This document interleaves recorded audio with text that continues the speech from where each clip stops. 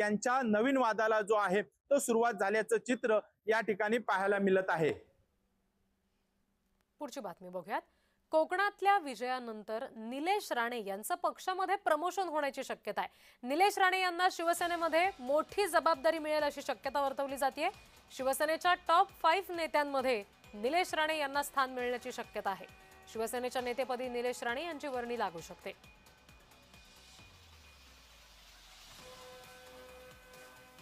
निलेश राणे यांना शिवसेनेमध्ये मोठी जबाबदारी मिळण्याची शक्यता आहे।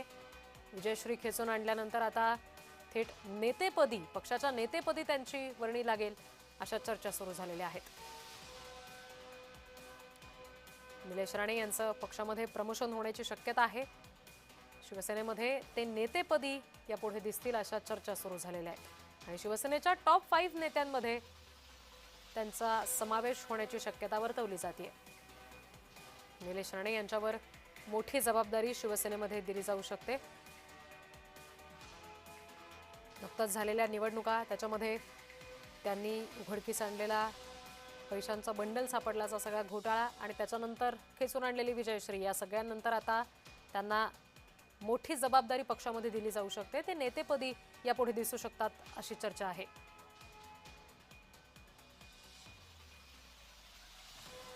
प्रतिनिधी सुरेश कौलगेकर आपल्याला आणखी तपशील देतील। सुरेश, निश्चितच बघितलं तर कोकणामध्ये सध्या शिवसेनेला मोठी जी यश आहे ते मोठं यश मिळालेलं आहे। सध्या ज्या नगरपालिका नगरपंचायतीच्या निवडणुका आहेत याच्यामध्ये कोकणात मोठ्या प्रमाणात यश मिळालेलं आहे आणि त्यामुळेच निलेश राणे यांना पक्षात मोठी संधी मिळण्याची शक्यता आहे। जे शिवसेनेचे टॉप 5 लीडर आहेत याच्यामध्ये शिवसेनेचे आमदार निलेश राणे यांना ही संधी मिळण्याची शक्यता आहे। विशेष म्हणजे आमदार निलेश राणे यांचं कोकणातील नगरपालिका नगरपंचायतीच्या यशामुळे शिवसेना नेते आणि उपमुख्यमंत्री एकनाथ शिंदे यांनी फोन करत विशेष कौतुक हे शिवसेनेचे आमदार निलेश राणे यांचं केलेलं पाहायला मिळते।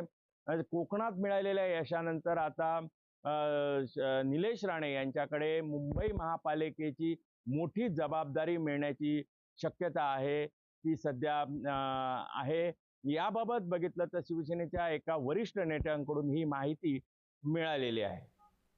जी, धन्यवाद सगळ्या तपशिलांसाठी सुरेश। याच्यानंतर आपण पुढच्या बातमीकडे वळतोय। सर्वात जास्त स्ट्राइक रेट भाजपचा आहे असं